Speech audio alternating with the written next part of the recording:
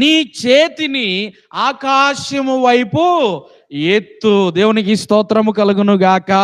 ఈ రాత్రికాల సమయంలో మన బాధలలో, మన శ్రమలలో, మన కష్టాలలో, మన ఇబ్బందులలో, మన అవమానాలలో, మన దూషణల్లో, మనకు కలుగుతున్నటువంటి ఉపద్రవాలలో, మన కరువుల్లో, మన జీవితంలో ఏది సంభవించినప్పటికీ కూడా మనము చేయవలసినటువంటి పని ఏంటంటే మన చేతిని మనుషుల వైపు చాపటం కాదు, కానీ ఆకాశం వైపు ఎత్తే వారముగా ఉండాలి. దేవునికి స్తోత్రం.